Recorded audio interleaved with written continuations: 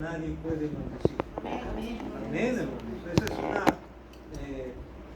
convicción y debe ser una certeza de cada uno de los que hemos creído en el nombre de nuestro Señor Jesucristo y hemos sido bendecidos en Cristo.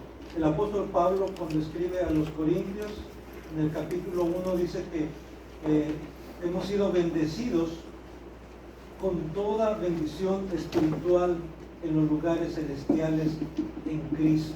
En Cristo hemos sido ya bendecidos. Y por eso, cuando el Señor venga, va a decir a los de su derecha: venid benditos de mi Padre. Benditos de mi Padre. Recibid el reino preparado para vosotros desde antes de la fundación del mundo. Lo que decía hace un rato nuestro hermano Max, definitivamente es cierto que el Señor nos amó, como dice la Escritura, desde el principio. ¿Desde cuándo? Desde antes de la fundación del mundo. Él ya nos había amado, Él ya nos había escogido. Por eso su amor es eterno. ¿Por qué? Porque desde que Dios existe, ha existido su amor. Y desde que Él determinó crear el universo, crear la tierra, crear al hombre, Él ya nos amaba, Él ya nos tenía, como decía nuestro hermano, en su corazón, en su mente.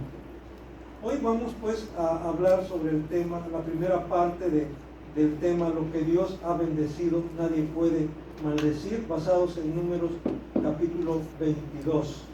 Así es que les invito a que mantengan su Biblia abierta en el libro de Números capítulo 22, y yo voy a manera de introducción, quiero recordar la promesa que Dios le hizo a Abraham allá en Génesis capítulo 12, versículo 1 al 3. Dice en Génesis 12, del 1 al 3, pero Jehová había dicho a Abraham: vete de tu tierra y de tu parentela y de la casa de tu padre a la tierra que te mostraré. Y haré de ti una nación grande, y te bendeciré, y engrandeceré tu nombre, y serás bendición. Bendeciré a los que te bendijeren, y a los que te maldijeren, maldeciré. Y serán benditas en ti todas las familias de la tierra. Quiero regresar al versículo 2, donde dice: y haré de ti una nación grande, y te bendeciré, y engrandeceré tu nombre, y serás bendición. Aquí, hermanos, vemos que Dios estaba bendiciendo a Abraham para que él fuese de bendición. Y Dios te ha bendecido a ti, me ha bendecido a mí para ser de bendición también. Que nosotros debemos ser canales por los cuales fluya la bendición de Dios hacia los demás. Y la mejor bendición que podemos compartir es el Evangelio, es la palabra del Señor. Porque dice el mismo Señor Jesucristo: de qué le serviría al hombre si ganare todo el mundo y perdiere su alma. Y la única manera de salvar nuestra alma es por medio de la fe en Jesucristo. Esta promesa de ser bendición también Dios la hizo no solamente para Abraham, sino para todos los que a la manera de Abraham, como la fe de Abraham, también los que hemos creído en Cristo, esa bendición también es para nosotros. Dios nos ha bendecido y debemos de ser de bendición. Y cuando estaba yo preparando este tema para compartirlo con ustedes, se me vino también a la mente ese pasaje de Isaías 54, 17, cuando Dios le dice a su pueblo que ninguna arma forjada prevalecería contra ellos. Y vamos a buscar ahí en Isaías capítulo 54, versículo 17, lo que dice la palabra del Señor a su pueblo, pero algunos lo toman como para el pueblo de Israel en general, pero aquí especifica para quién aplica esa promesa. En Isaías 54, versículo 17, dice: ninguna arma forjada contra ti prosperará, y condenarás toda lengua que se levante contra ti en juicio. Esta es la herencia de los siervos de Jehová, y su salvación de mí vendrá, dijo Jehová. Hermanos, esta promesa es para los que sirven a Dios, los que son fieles a Dios. Ninguna arma forjada contra ti prosperará, y condenarás toda lengua que se levante contra ti. Y yo sé que muchos estarán pensando, entonces, ¿por qué Dios está permitiendo que muchos creyentes en otros países sean masacrados? ¿Dónde se cumple esta promesa? Pero recuerden, hermanos, que también Dios ha dicho en su palabra que Él va a dejar que sus hijos, sus hijas padezcan tribulación por un tiempo, y aún den su vida por causa de Él. Él mismo dice que el que pierde su vida por causa de mí, la hallará, dice el Señor. Quien pierda su vida por causa de mí, la hallará. ¿Qué quiere decir esto? Que en realidad no va a ser pérdida, sino ganancia. Ante nosotros, ante los familiares, ante los demás creyentes, parece una pérdida, pero delante de Dios es ganancia. ¿Por qué? Aún para la persona misma que muere por causa de Cristo es ganancia, porque el Señor le ha preparado un lugar junto a Él por toda la eternidad. Así es que el apóstol Pablo lo entendió muy bien. Él decía, para mí el vivir es Cristo y el morir es ganancia. Y ojalá esta fuera la convicción de cada uno de nosotros que todavía vivimos, que todavía estamos aquí sobre la tierra. Muy bien, ahora vamos a mantener nuestra Biblia abierta allá en el libro de Números, capítulo 22. Números, capítulo 22.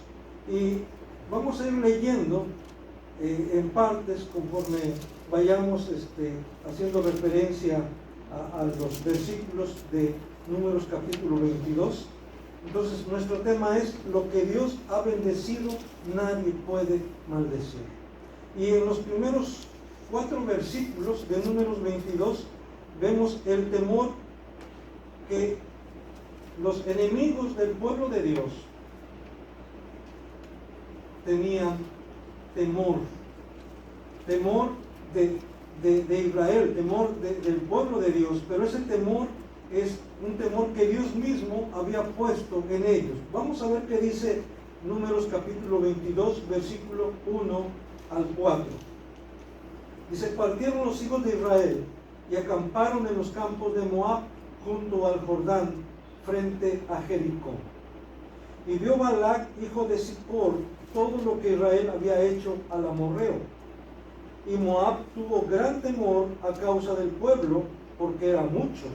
Y se angustió Moab a causa de los hijos de Israel. Y dijo Moab a los ancianos de Madián: ahora lamerá esta gente todos nuestros contornos, como lame el buey la grama del campo.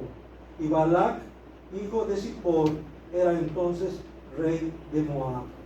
Aquí, hermanos, vamos a entrar a un episodio, a un pasaje muy importante dentro del pueblo de Israel, pero sobre todo de cómo Dios se manifiesta para proteger a su pueblo, de tal manera que aunque se contraten adivinos, se contraten hechiceros para maldecir a su pueblo, Dios no lo va a permitir, siempre y cuando su pueblo se mantenga fiel a Él.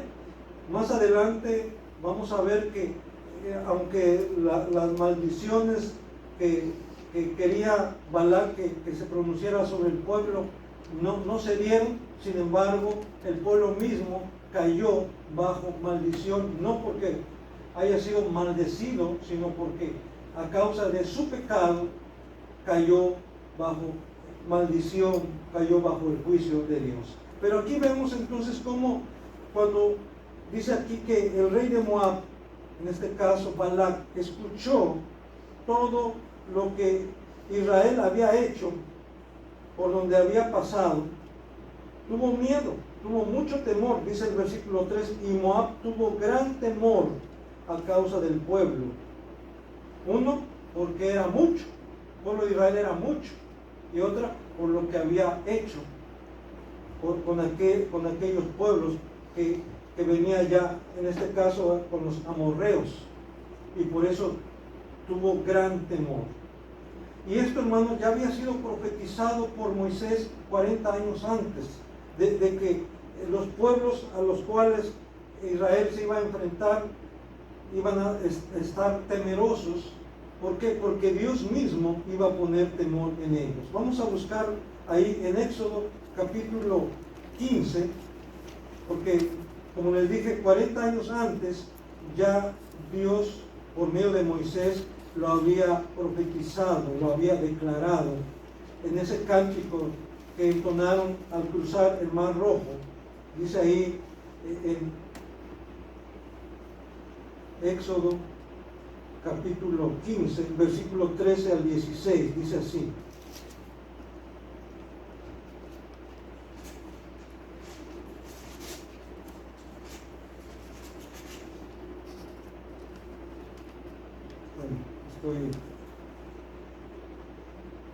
dice ahí en el versículo: condujiste en tu misericordia a este pueblo que redimiste, lo llevaste con tu poder a tu santa morada. Lo oirán los pueblos y temblarán. Dice, lo oirán los pueblos y temblarán. Se apoderará dolor de la tierra de los filisteos. Entonces los caudillos de Edom se turbarán. A los valientes de Moab les sobrecogerá temblor. Se acobardarán todos los moradores de Canaán. Caiga sobre ellos temblor y espanto. A la grandeza de tu brazo enmudezca como una piedra, hasta que haya pasado tu pueblo, oh Jehová, hasta que haya pasado este pueblo que tú rescataste. Ahí está entonces, lo oirán los pueblos, que dice, y temblarán. Se apoderará dolor de la tierra de los filisteos. Entonces los caudillos de Edom se turbarán, los valientes de Moab les sobrecogerá temblor, se acobardarán todos los moradores de Canaán. Ahí está entonces 40 años, ya Dios lo estaba declarando a través de Moisés lo que iba a pasar cuando su pueblo fuese hacia la tierra prometida, hacia la tierra de Canaán. Causas de este temor, en este caso de los de Moab, de los moabitas, por lo que Israel había hecho a los amorreos, pero sobre todo porque Dios mismo producía ese temor en ellos. Y ahí en Deuteronomio 2:25 declara abiertamente eso, que fue Dios quien puso su temor en ellos. Así que no era por la fuerza militar del pueblo de Israel, aunque eran muchos, pero no eran soldados, no estaban preparados para la guerra. Pero Dios, hermanos, sabiendo esto, fue Dios quien fue abriendo camino, fue preparando para que su pueblo pudiera avanzar aún en medio de naciones enemigas. En segundo lugar, el temor y las sospechas llevan a tomar malas decisiones y acciones. Vemos ahí del versículo 4 al 6, volviendo a Números, capítulo 22, versículo 4 al 6, dice: y dijo Moab a los ancianos de Madián: ahora lamerá esta gente todos nuestros contornos, como lame el buey la grama del campo. Y Balac, hijo de Zippor, era entonces rey de Moab. Por tanto, envió mensajeros a Balaam, hijo de Beor, en Petor, que está junto al río en la tierra de los hijos de su pueblo, para que lo llamasen, diciendo: un pueblo ha salido de Egipto, y aquí cubre la paz de la tierra, y habita delante de mí. Ven pues ahora, te ruego, maldíceme este pueblo, porque es más fuerte que yo. Quizá yo pueda herirlo y echarlo de la tierra, pues yo sé que el que tú bendigas será bendito, y el que tú maldigas será maldito. Aquí, hermanos, siempre me gusta tomar en cuenta el contexto, sobre todo el contexto de la Escritura misma, la información que la Escritura misma da. Y encontramos que ya Dios había dado indicaciones precisas a Moisés con respecto al territorio de Moab. Ahí en Deuteronomio 2:9 dice: y Jehová me dijo, aquí está hablando Moisés, no molestes a Moab, ni te empeñes con ellos en guerra, porque no te daré posesión de su tierra, porque yo he dado a Ar por heredad a los hijos de Lot. Entonces los moabitas eran descendientes de Lot, de una de las hijas de Lot. Y por la promesa que Dios hizo a Abraham, alcanzó también a Lot, a su sobrino Lot. Fíjense, esto también es un principio que encontramos en la Biblia, que por amor a sus hijos y a sus hijas, Dios extiende su bendición a quienes les rodean. Esto usted debe tomarlo muy en serio porque es real, es así.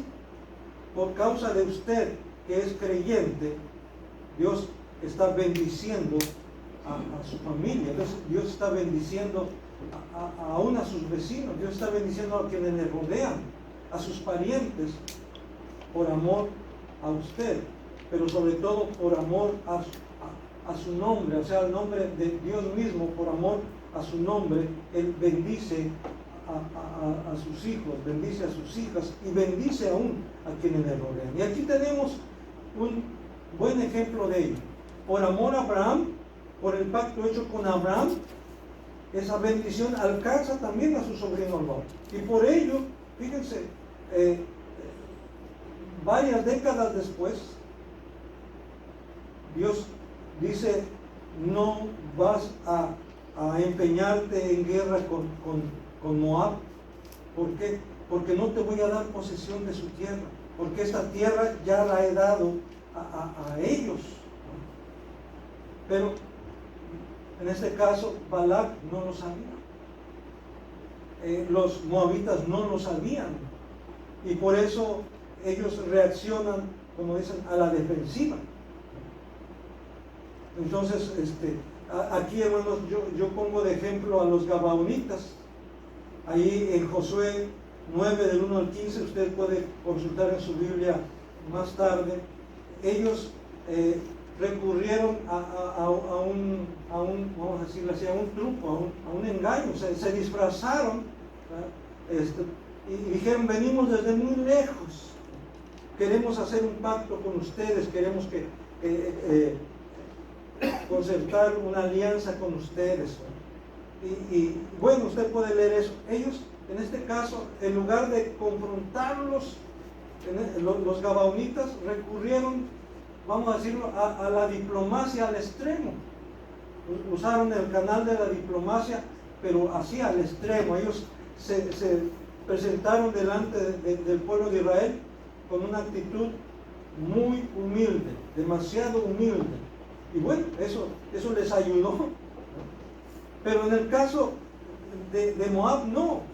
Vemos qué es lo que hace el rey de Moab, qué es lo que hace Balac. Dice: envió mensajeros a Balán, hijo de Beor, en Petor. ¿Para qué? Para que viniese y maldijese al pueblo de Israel. Dice: porque es más fuerte que yo. Quizás entonces yo pueda herirlo y echarlo de la tierra. O sea, no busca, en este caso, ¿verdad?, el diálogo, no busca la vía de la diplomacia, sino de la guerra. Y hermanos, siempre, cuando no se agotan los recursos de paz, los recursos de conversaciones, de acuerdos, y se llega a la guerra, siempre va a ser desastroso, como vamos a ver aquí mismo también, en la escritura misma. Siempre los países, las naciones deben de buscar acuerdos, deben de buscar llegar a acuerdos de paz, de hacer compromisos, de hacer pactos, porque eso es lo mejor para las gentes, lo mejor para las naciones. Tristemente los gobiernos, ellos no les importa, no están pensando tanto en sus ciudadanos, sino están pensando más en ellos, en demostrar su poderío, como se dice comúnmente, en demostrar quién manda, ¿verdad? Y eso lleva a las naciones una carrera armamenticia que termina en muerte, en destrucción, como hemos estado viendo, ¿verdad?, lo que está pasando en muchas partes del mundo. Pero ahí tenemos un ejemplo de un pueblo como los gabaonitas, que ellos recurrieron mejor a la diplomacia, a buscar acuerdos, ¿verdad? A mostrar de alguna manera humildad, y de esa manera preservaron su vida y preservaron su territorio también. Aquí vemos entonces que es importante considerar primero los medios de pacificadores, pues. Balaam, el profeta mercenario. Aquí aparece entonces Balac y Balaam. Dice en Josué 13, 22, se hace referencia a Balaam como el adivino, hijo de Beor. Y aquí estaba en eso, le pongo Balaam el adivino o Balaam el profeta. Y yo creo que por lo que encontramos en todo este pasaje de Números 22, 23 y 24, Balaam conocía a Dios. Y de alguna manera también conocía la voluntad de Dios. Sabía quién era Dios. Y conocía también la voluntad de Dios. Pero vemos como aún él fue en contra de la voluntad de Dios. Y eso es lo más terrible. Conocer la voluntad de Dios y ir en contra de ella. Una actitud así no termina bien. Y eso también lo vamos a ver cuando estudiemos estos capítulos de Números, capítulo 22, 23 y 24. Entonces, la Biblia le llama a Balaam ahí el adivino, hijo de Beor. Y aquí quiero citar a Derek Prince. Dice Derek Prince en su comentario, a primera vista, dice, podría parecer que la historia de Balaam, el adivino, registrada en Números capítulo 22 al 25, no tiene relevancia para los cristianos de hoy. Sin embargo, los autores del Nuevo Testamento se refieren a Balaam en 3 pasajes distintos, que también más adelante vamos a hacer referencia a ellos. Pero en 3 pasajes distintos en el Nuevo Testamento se hace referencia a Balaam, y no se hace referencia de buena manera, sino de mala manera. Siempre dice con una advertencia. Por lo tanto, es evidente que su historia contiene importantes lecciones para los cristianos. Por eso, hermanos, estamos estudiando la Biblia desde el principio, desde Génesis ya hemos empezado a estudiar la Escritura, y ahorita vamos en el libro de Números. ¿Por qué? Porque cada pasaje de la Escritura, cada capítulo de la Escritura, cada versículo de la Escritura, cada palabra de la Escritura tiene mensaje también para nosotros. Y eso vamos a irlo comprobando día a día. Dice, en cuanto al lugar en donde residía Balaam, tenemos 2 opiniones. Yo sé que para muchos esto de la historia, esto de la geografía no nos gusta mucho. Queremos entrar de lleno ya al mensaje, ¿verdad? A la aplicación ya. Pero es importante, hermanos, tomar en cuenta también la cuestión geográfica, la cuestión histórica, la cuestión estadística también. Y esto nos va a ayudar para entender todavía a mayor profundidad el mensaje de Dios. Incluso hemos estado viendo que el significado de los nombres es de suma importancia. Y hoy también vamos a verlo. ¿Qué significa el nombre de Balac? ¿Qué significa el nombre de Balaam? ¿Por qué? Porque en el nombre llevan ya el mensaje. Dios, a través de los nombres en la Escritura, está dando mensajes, como diríamos por ahí, cápsulas de mensaje, cápsulas de conocimiento. Entonces, ¿de dónde era Balaam? Aquí encontramos 2 opiniones. La primera y más tradicional, basada en el versículo 5, vamos al versículo 5 de Números 22. Dice el versículo 5: por tanto, en este caso Balac, envió mensajeros a Balaam, hijo de Beor, en Petor, que está junto al río, no dice qué río, ¿verdad?, en la tierra de los hijos de su pueblo. En este caso, se traduce aquí como de los hijos de su pueblo, para que lo llamasen, diciendo: un pueblo ha salido de Egipto, y aquí cubre la faz de la tierra y habita delante de él. Mandó a traer a Balaam, hijo de Beor, que está junto al río, en la tierra de los hijos de su pueblo. En este caso, si tomamos en cuenta lo que dice el versículo 5, dice que la opinión primera y tradicional es que se está refiriendo a la tierra, en este caso, que se encuentra cerca del río Éufrates, cerca de Mesopotamia, a más de 600 kilómetros de la tierra de Moab. A más de 600, ¿se imagina usted cuánta la distancia? 600 kilómetros, es demasiado.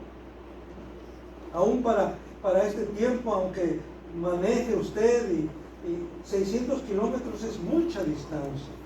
Y estamos hablando en línea recta. No había caminos en línea recta en ese tiempo, hace más de 3.500 años. Entonces, eran muchos kilómetros. Pero se había sostenido que había mandado a traer a Balaam hasta allá, hasta Mesopotamia, para que viniera y maldijese a Israel, que estaba cerca del territorio de Moab, a 600 kilómetros. En 1967 se encontró una inscripción en donde se menciona el nombre de Balaam en lo que ahora es la moderna Deir Alá, en Jordania, y que el río es el Jordán, no el Éufrates, por su cercanía a Moab, no el Éufrates como se creía en un principio. Entonces, esto tiene un poquito más de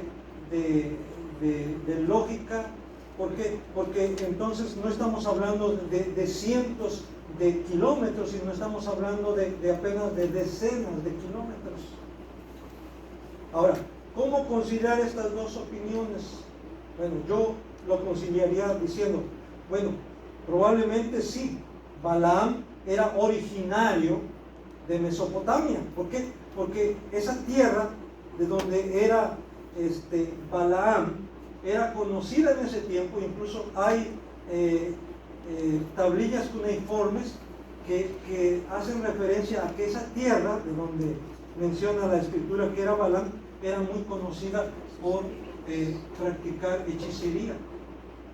Así como algunos países son famosos porque se practica hechicería, se practica vudú, algunos estados de nuestro país o algunas ciudades de nuestro país también conocidas porque se practica la hechicería, la brujería, la adivinación.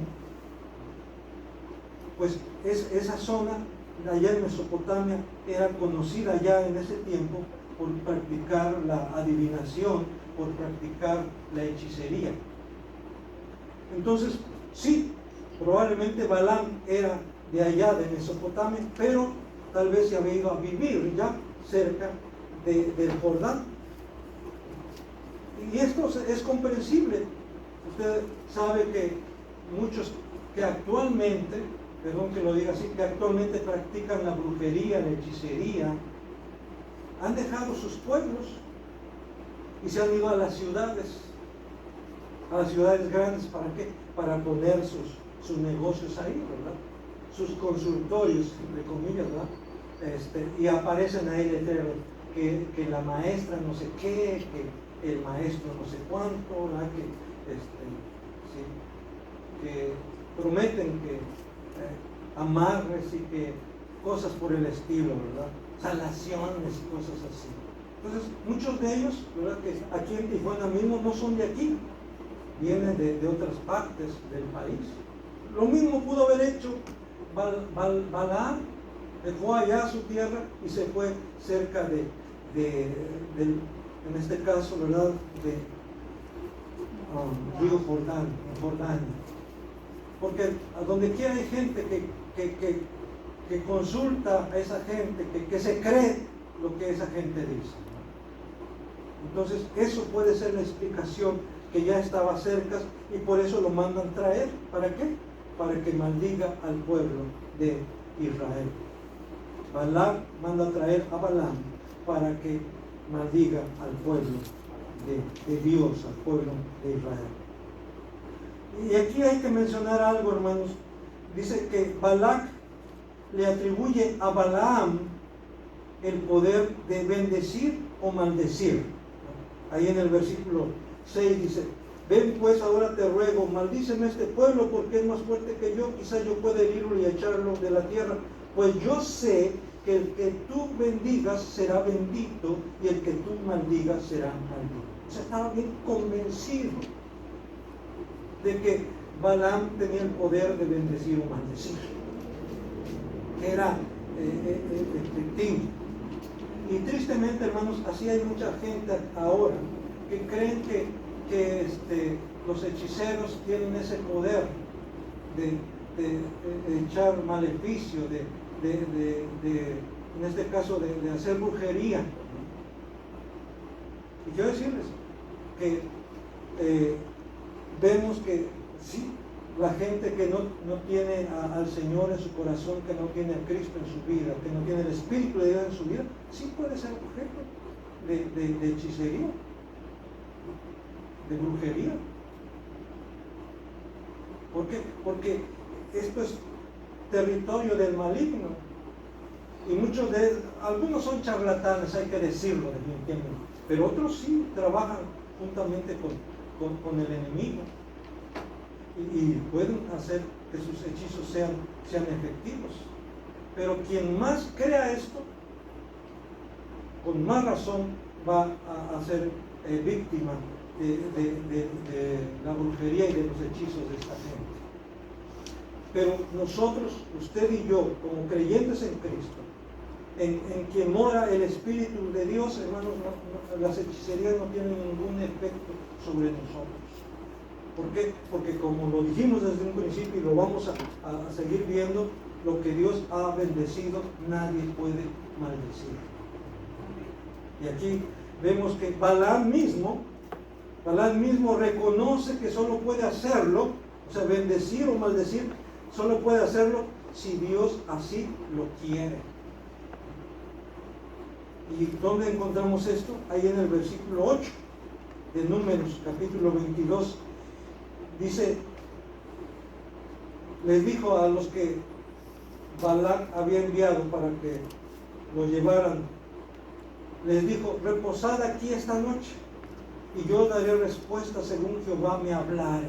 Yo daré respuesta según Jehová me hablare, dice. Y luego en el versículo 18 dice: y Balaam respondió y dijo a los siervos de Balac: aunque Balac me diese su casa llena de plata y oro, no puedo traspasar la palabra de Jehová mi Dios para hacer cosa chica ni grande. Ahí Balaam está diciendo: yo no puedo hacer más de lo que Dios me permite. Ni cosa grande ni cosa chica si Dios no me lo permite. Entonces, este adivino, este hechicero, reconoce la autoridad de Dios, el poder de Dios, la soberanía de Dios. Dice: yo no puedo hacer cosa grande ni chica si Dios no me lo permite. Corrige entonces, ¿verdad?, a aquellos que decían: no, al que tú bendigas, tú puedes bendecir, al que tú maldigas, va a ser maldito. Dice: no, dice, si Dios no lo aprueba, no puedo hacerlo. Y aquí entramos al significado de los nombres. ¿Qué significa? Y conste que esto lo tomé literalmente del internet. Dice: el nombre Balaam, en hebreo Bil'am, significa etimológicamente devorador, o destructor de gente, destructor de pueblos. Es lo que significaba el nombre de Balaam. Proviene de la combinación de dos palabras hebreas, el verbo bala, que significa tragar o devorar, y el sustantivo am, que significa pueblo o gente.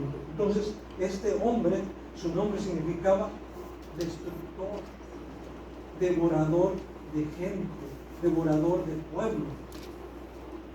¿Y quién es ese devorador de gente, devorador de pueblo? ¿Quién es ese destructor? Pues Satanás mismo. Jesús lo dijo, que Satanás viene ¿qué? Para matar, hurtar y destruir. Pero Jesús ha venido ¿para qué? Para dar vida y vida en abundancia. Balak, ¿qué significa Balak o Balak? Significa devastación, destrucción o aniquilación. Tienen la misma raíz etimológica. Entonces, como dicen por ahí vulgarmente, ¿va? Dios los hace y ellos se juntan. Ambos, sus nombres tienen la misma raíz etimológica. Devastación, destrucción, aniquilación. ¿Por qué? Porque coinciden en su manera de pensar, en su manera de actuar. Entonces, vean cómo Dios me está diciendo aquí que la gente que tiene la misma manera de pensar coinciden, se llevan muy bien, hacen negocios, hacen tratos. Por eso cuidado con quién estás haciendo tratos, cuidado con quién estás haciendo negocio, cuidado con quién estás haciendo compromisos.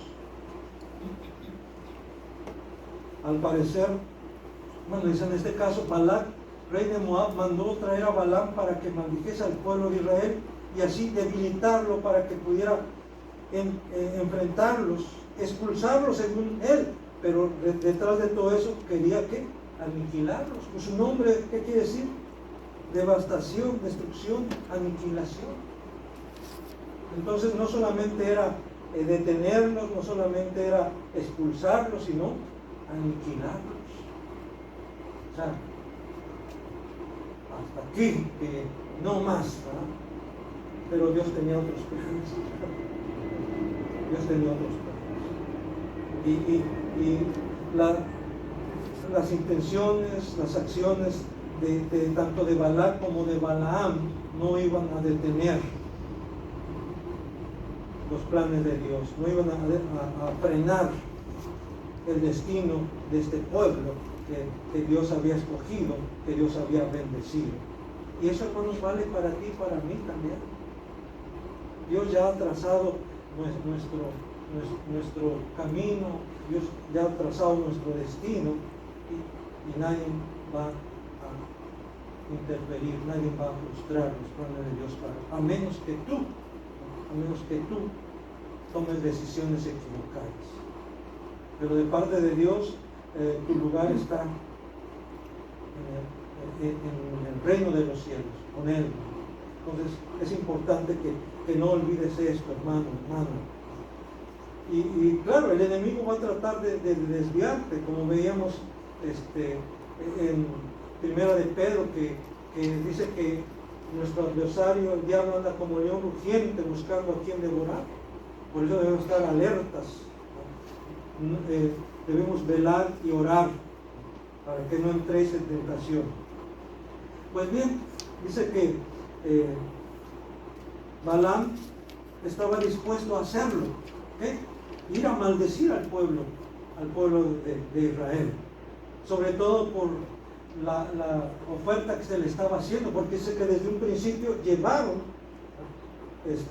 presentes, dice ahí versículo 7, y fueron los ancianos de Moab y los ancianos de Madián con las dádivas de adivinación en su mano, y llegaron a Balaam y le dijeron las palabras de Balac. O sea, no nada más llegaron a decirle, ¿sabes qué? Nuestro rey dice que vayas a ver. No, ellos llevaban ya presentes, llevaban ya la paga, por decirlo así, por adelantado. La paga de adivinación, como que había una tarifa. Y ellos llegaron con la tarifa, llegaron con la paga por adelantado. ¿Para qué? Para asegurar, como dicen por ahí, para amarrar a Balaam para que fuera, para comprometer a Balaam para que fuera. Y parece ser que Balaam estaba dispuesto a hacerlo.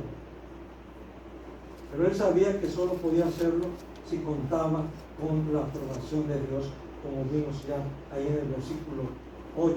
Él les dijo, reposad aquí esta noche, y yo os daré respuesta según Jehová me hablare. Así los príncipes de Moab se quedaron con Balaam. Aquí quiero citar a David Guzik, también otro comentarista. Dice él: Balaam tomó un rumbo peligroso. Considera, planea, pone su corazón en algo que sabe que es pecado y busca una excusa espiritual para perseguir ese pecado. Debido a su amor por el dinero, Balaam esencialmente trató de manipular a Dios para que le concediera una excepción especial. La respuesta de Dios fue tajante. Entonces dijo Dios, bueno, termino de citar a Guzik, aquí ya no dice Guzik. La respuesta de Dios es tajante. Entonces dijo Dios a Balaam: no vayas con ellos, versículo 12, ¿no? No vayas con ellos ni maldigas al pueblo. ¿Por qué? Porque es bendito. Otra vez, versículo 12, entonces dijo Dios a Balaam: no vayas con ellos ni maldigas al pueblo. ¿Por qué? Porque bendito es. Hermanos, si pudiéramos escuchar las voces de aquella gente que odia a los cristianos, si podemos escuchar las voces de aquellos espíritus malignos que quieren destruir a la iglesia, que quieren destruir al pueblo de Dios, ¿verdad? Escucharíamos también la voz de Dios diciéndoles: no puedes maldecir a este pueblo, no puedes maldecir a este hombre, no puedes maldecir a esta mujer. ¿Por qué? Porque han sido bendecidos. Y quiero decirte que si tú has creído en el Señor, si tú has entregado tu vida a Cristo, has sido bendecida, ya has sido bendecido ya por parte del Señor, y nadie puede maldecir. Aún aunque pronunciaran maldición en contra tuya, esa maldición no tendrá ningún efecto. Aunque hagan trabajos ocultos, ¿verdad? Los hechiceros, los brujos, los psíquicos y todo eso, esos trabajos no tendrán ningún efecto sobre ti, sobre tu vida. ¿Por qué? Porque has sido bendecida, porque has sido bendecido de parte de Dios. No tengas temor.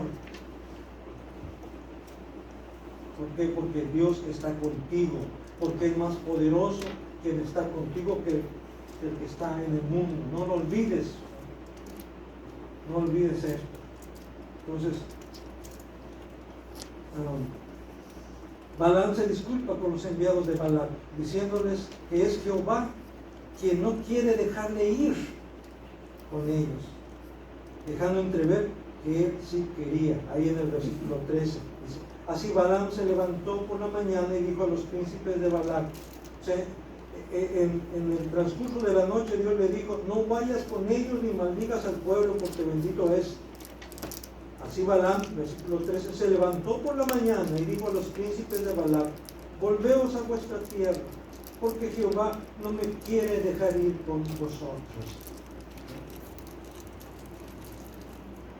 Como diciendo, si por mí fuera, yo sí iría, pero Jehová no me quiere dejar ir con ustedes. Ante la insistencia de Balac, Dios permite a Balaam que vaya, con la condición de que haga solo lo que Dios le ordena. Vamos a leer ahí del versículo 12 hasta el versículo 20 de Números 22. Espero que me estén siguiendo, hermanos, en la lectura y en la explicación. Le digo, yo sé que este tipo de pasajes a veces nos cuesta un poquito de trabajo seguirlo, pero si ponemos atención, si nos concentramos, vamos a sacar mucho provecho, mucho beneficio para nuestra vida. Dice del versículo 12 al 20: entonces dijo Dios a Balaam: no vayas con ellos ni maldigas al pueblo, porque bendito es. Así Balaam se levantó por la mañana y dijo a los príncipes de Balac: volveos a vuestra tierra, porque Jehová no me quiere dejar ir con vosotros. Y los príncipes de Moab se levantaron y vinieron a Balac y dijeron: Balaam no quiso venir con nosotros. volvió Balac a enviar otra vez más príncipes y más honorables que los otros. No sé, los que fueron primero no eran cualquier gente, eran príncipes de la tierra de Moab. Y Balac pensó, dijo, bueno, a lo mejor menospreció porque no eran de mucha jerarquía, pues ahora voy a mandar más y de más jerarquía, más honorables que los otros. Versículo 16, los cuales vinieron a Balaam y le dijeron, así dice Balac, hijo de Zippor, te ruego que no dejes de venir a mí, porque sin duda te honraré mucho y haré todo lo que me digas. Ven pues, ahora, maldíceme a este pueblo. Y Balaam respondió y dijo a los siervos de Balac, aunque Balac me diese su casa llena de plata y oro, no puedo traspasar la palabra de Jehová mi Dios para hacer cosa chica ni grande. Os ruego, por tanto, ahora que reposéis aquí esta noche para que yo sepa qué me vuelve a decir Jehová. Y vino Dios a Balaam de noche y le dijo, si vinieron para llamarte estos hombres, levántate y vete con ellos, pero harás lo que yo te diga. Hermanos, Dios conocía el corazón de Balaam. Y más adelante vemos que así es. Dios sabía lo que había en el corazón. O sea, ¿qué había en el corazón de Balaam? Como dicen por ahí, había esa lucha. Por un lado, quería obedecer a Dios, pero por otro lado, él quería ir porque sabía que iba a ser muy bien recompensado, muy bien pagado. Y como que él insinúa su paga. Dice, aunque Balaam me diera su casa llena de plata y oro, como diciendo, pues si llego a ir, quiero ser bien pagado, quiero que Balaam me pague muy bien, con oro y plata. Entonces ahí hay, como dicen, una bola con jiribilla, ¿verdad? Para que entendieran muy bien estos príncipes, ¿no? Pero a la vez dice, pero no puedo traspasar la palabra de Jehová mi Dios para hacer cosa chica ni grande. Entonces, vemos que Balaam se disculpa con los enviados, le dicen, Dios no quiere que vaya, pero vemos ahí que ante la insistencia, Dios le permite a Balaam que vaya. ¿Y para qué? Aquí voy a citar otra vez a David Guzik, dice en el versículo 19, dice, os ruego por tanto ahora que reposéis aquí esta noche para que yo sepa qué me vuelve a decir Jehová. Ya Dios le había dicho que no vayas, no maldigas a este pueblo porque bendito es, pero dice, voy a ver si ya Dios cambió de opinión. Voy a esperar qué me dice en esta noche. Dice David Gus comentando este versículo 19, estas palabras sonan espirituales, pero no lo eran en absoluto. Sonaba piadoso decir, déjame buscar al Señor acerca de esto, pero Dios había hablado claramente. Balaam era como un niño que, habiendo oído una vez la respuesta del Padre, vuelve a preguntar esperando que la voluntad del Padre cambie. Versículo 20 dice, y vino Dios a Balaam de noche y le dijo, si vinieron para llamarte a estos hombres, levántate y vete con ellos, pero harás lo que yo diga. Levántate y vete con ellos. Podemos decir que Dios no cambió su voluntad. Él había declarado claramente su voluntad y Balaam la había rechazado rotundamente. Ahora Dios preparaba a Balaam para el juicio, tanto para probar como para revelar la maldad del corazón de Balaam. Como diciendo, ok, ¿quieres ir? Vete pues, pero atente a las consecuencias. Cuando el hombre se empeña tanto en algo, cuando se encapricha, cuando se obsesiona con algo que sabe de antemano que está mal, pero en su necedad insiste, ¿saben qué? Dios lo va a dejar. Dios lo va a dejar. Ok, ¿eso quieres? Ándale pues. sigue, pero va a ser bajo tu riesgo. Vas a sufrir las consecuencias. Entonces, es importante, hermanos, que escuchemos la voz de Dios. Y aquí la voluntad de Dios, hermanos, era clara: no vayas, no maldigas a este pueblo, porque este pueblo es bendito. Pero a tanta insistencia, ¿verdad? Poca resistencia. Y hermanos, esto es algo, voy a poner un ejemplo, tal vez se va a oír burdo, pero así es.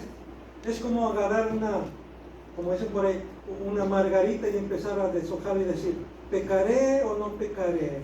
¿Robaré o no robaré? ¿Mentiré o no mentiré? ¿Fornicaré o no fornicaré? ¿Adulteraré o no adulteraré? Es absurdo. ¿Por qué? Porque Dios ha dicho no. Señor, ¿qué dices tú? ¿Robaré o no robaré? Si no quieres que robe, no me pongas las cosas a la mano. Así de absurdo. Y así de absurdo a veces actúa el ser humano. Si tú no quieres que comer, pues no me facilites las cosas. Pónmela difícil.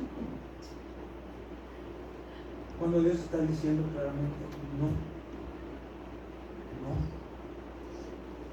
Y aquí vemos a Balaam. Por eso, hermanos, el otro punto es Balaam, el profeta, más necio que una asna. Yo le había puesto más necio que una burra, pero se oye así muy fuerte. Más necio que un burro. Sí, Balaam es el profeta más necio que un burro, más necio que una asna. Y ahí lo encontramos en el versículo 21 al 36 de Números capítulo 22. Vamos a leer entonces Números 22, del versículo 21 al 36. Yo sé que es un poquito largo, pero ya nada más voy a enumerar ahí los puntos. Dice, no puedo dejar de leer la escritura, no puedo dejar de leer el pasaje bíblico. Por eso vamos a leer entonces del 21 al 36 de Números capítulo 22. Dice, así Balaam se levantó por la mañana y enalbardó su asna y fue con los príncipes de Moab. Y la ira de Dios se encendió porque él iba. Y el ángel de Jehová se puso en el camino por adversario suyo. Iba pues él montado sobre su asna y con él 2 criados suyos. Y el asna vio al ángel de Jehová que estaba en el camino con su espada desnuda en su mano. Y se apartó el asna del camino e iba por el campo. Entonces azotó Balaam al asna para hacerla volver al camino. Pero el ángel de Jehová se puso en una senda de viñas que tenía pared a un lado y pared al otro. Y viendo el asna al ángel de Jehová, se pegó a la pared y apretó contra la pared el pie de Balaam, y él volvió a azotarla. Y el ángel de Jehová pasó más allá y se puso en una angostura donde no había camino para apartarse ni a derecha ni a izquierda. Y viendo el asna al ángel de Jehová, se echó debajo de Balaam. Y Balaam se enojó y azotó al asna con un palo. Entonces Jehová abrió la boca al asna, la cual dijo a Balaam, ¿qué te he hecho que me has azotado estas 3 veces? Y Balaam respondió al asna, porque te has burlado de mí. Ojalá tuviera espada en mi mano, que ahora te mataría. Y el asna dijo a Balaam, ¿no soy yo tu asna? Sobre mí has cabalgado desde que tú me tienes hasta este día. ¿He acostumbrado a hacerlo así contigo? Y él respondió, no. Entonces Jehová abrió los ojos de Balaam y vio al ángel de Jehová que estaba en el camino y tenía su espada desnuda en su mano.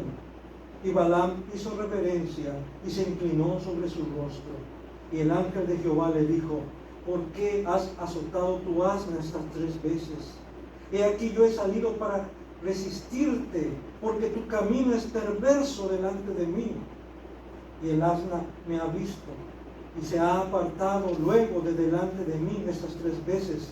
Y si de mí no se hubiera apartado, yo también ahora te mataría a ti y a ella dejaría viva. Entonces Balaam dijo al ángel de Jehová: he pecado, porque no sabía que tú te ponías delante de mí en el camino. Mas ahora, si te parece mal, yo me volveré. Imagínense que si te parece mal, pues me voy a regresar. Aquí, hermanos, como dije, nada más voy a enumerar algunas cosas. En el versículo 21, Balaam se apresura para responder al llamado de Balac. O sea, ya le andaba por irse, así que madrugó tempranito, ¿verdad? Dijo: ya Dios me dijo que me vaya, órale. Y preparó su asno, ¿verdad? Y se fue con dos criados, o sea que sí le dejaba la hechicería, la adivinación, la brujería, sí le dejaba, de tal manera que tenía hasta criados y hasta dos, no sabemos cuántos más. En el versículo 32 vemos que, el versículo 22 dice que la acción de Balaam provoca la ira de Dios. ¿Por qué? Porque Dios sabía perfectamente lo que había en el corazón de Balaam, según el versículo 32, ¿verdad?, de Números 22. En el 32 dice: he aquí yo he salido para resistirte, porque tu camino es perverso delante de mí. Porque tu camino es perverso, porque tu corazón es perverso delante de mí, dice Dios. Ahora, aquí algunos, bueno, pues si Dios le está dando chance, ¿por qué entonces se enoja que vaya? Ya dijimos. O sea, Dios de alguna manera dice: ok, ve.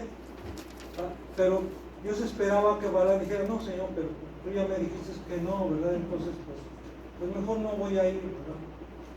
Ah, no, pero tan pronto Dios le dijo: pues ve. Él luego se preparó, ¿verdad?, para ir. ¿Por qué? Porque le andaba por irse. Y por eso, cuando Dios ve la actitud de este hombre, la disposición de este hombre para ir a encontrarse con Balac, para hacer lo que él estaba encargando, pues Dios se enoja. Atrae la ira de Dios, según el versículo 22. En el versículo 23 vemos que el asna fue más sensible a la presencia de Dios que Balaam mismo. En el versículo 23 dice que y el asna vio al ángel de Jehová que estaba en el camino con su espada desnuda en su mano, y se apartó de ese camino y se fue por el campo. Hermanos, y Balaam no veía nada de eso, estaba ciego a las cosas espirituales, ciego a la presencia de Dios. En cambio, mejor la asna, mejor un animal, estaba más consciente de la presencia de Dios. En el versículo 23, 25 y 27 vemos como el asna trató de disuadir a Balaam de su propósito de encontrarse con Balac. La primera vez dice que vio al ángel de Jehová con la espada desenvainada en el camino y se apartó del camino, le sacó la vuelta y se fue por el campo, y Balaam la azotó. Luego se presenta en un camino en donde, dice ahí, en donde no había pared de un lado y pared de otro, no había para dónde hacerse, y lo que hace el asna, pues se pega a una de las paredes y junta la pierna de Balaam contra la pared, o sea, para impedir que no siguiera, que entendiera que no estaba bien lo que estaba haciendo. ¿Y qué hace Balaam? La vuelve a azotar, la vuelve a golpear. Y luego ya vemos que llega un punto en donde no había ni para dónde hacerse, ni para la derecha, ni para la izquierda. ¿Qué hace la asna? Se echa. Y Balaam vuelve a azotar. Hasta que ahí vemos como Dios le abre la boca. En lugar de decir le abre el hocico, le abre la boca al asna. Y Dios exhorta a Balaam haciendo hablar al asna. Como Dios tiene que utilizar una asna para hablarle, porque él no entiende. Mejor el asna entendía y no él. Dios mismo confronta y reprende a Balaam ahí en el versículo 31 al 33 de Números 22. Dice: Entonces Jehová abrió los ojos de Balaam y vio al ángel de Jehová que estaba en el camino y tenía su espada desnuda en su mano. Hermanos, solamente Dios puede hacer que las personas entiendan las cosas de Dios. Amén. El apóstol Pablo, cuando escribe a los Corintios en su primera carta, dice que el hombre natural, o sea, el hombre no regenerado, no percibe las cosas de Dios, no percibe las cosas del Espíritu. Le son locura incluso. ¿Por qué? Porque las cosas de Dios, las cosas del Espíritu tienen que ser discernidas espiritualmente. Y por eso Dios tiene que acomodar lo espiritual a lo espiritual. Y por eso aquí solamente Dios es el único que puede abrir los ojos de Balaam. Y Dios abre sus ojos y entonces ve lo que está sucediendo. Por eso, hermanos, cuando nosotros quisiéramos que nuestros familiares, ¿verdad?, que nuestros amigos, que nuestros vecinos pudieran conocer al Señor, escuchar la voz de Dios, recibir la palabra, recibir el Evangelio, y tratamos de presentárselo lo mejor posible, y vemos que no, ¿verdad?, que no aceptan, o aparentemente sí, pero luego no, y a veces como que eso nos frustra y decimos, pero ¿por qué no? ¿Por qué no? Porque es Dios el único que puede abrir los ojos, el único que puede abrir el entendimiento de las personas a las cosas de Dios. Tú no puedes hacer. ¿Qué más quisiéramos? Pero no podemos. Es Dios el único que puede hacerlo. ¿Qué más hubiese querido esta asna, verdad? Que su amo viera al ángel de Jehová, pero no. Ella sí lo veía, pero su amo no. Entonces tuvo Dios que hacerlo para que él pudiera ver. Entonces, ¿qué es lo que tenemos que hacer? Pedirle a Dios que Él abra el entendimiento, que Él abra los ojos, que Él abra el corazón de aquellas personas a quienes amamos, a quienes apreciamos, para que también puedan conocer a Cristo. Dios primero abrió los ojos y la boca de la burra, y después abrió los ojos del profeta. Y aquí, hermanos, una reflexión, un comentario. Cuando iniciamos algún proyecto, debemos estar atentos a lo que pasa, porque pudiera ser que Dios nos esté enviando señales de aprobación o desaprobación, y abrir nuestros ojos y oídos para poder escuchar su voz. No sea que tenga que hablarnos por medio del gato, del perro, del perico o de la gallina, de lo que tenga en su casa. ¿Qué tiene en su casa? Pues eso, a veces Dios va a tener que hablarnos a través de eso, si no escuchamos su voz hablándonos aquí, en su santo libro, en su santa palabra. Balaam reconoce y confiesa su pecado y pregunta a Dios qué debe hacer, aunque ya Dios le había dicho que no puede ser. Y por último, Dios autoriza a Balaam para que vaya, pero le ordena que hable solo aquello que Dios le diga. Así lo dice en el versículo 35. Esto es lo que hacían los verdaderos profetas de Dios. Un verdadero profeta de Dios, un verdadero enviado de Dios, solamente habla aquello que Dios quiere que hable. Un verdadero siervo de Dios, un verdadero profeta de Dios, solo da a conocer la voluntad de Dios. Así es que, hermanos y hermanas, si queremos ser, en este caso, profetas de Dios, portadores del mensaje de Dios, tenemos que conocer la voluntad de Dios. Amén. ¿Y dónde está la voluntad de Dios? Aquí, hermanos, aquí, en su palabra, en la Biblia, en las Sagradas Escrituras.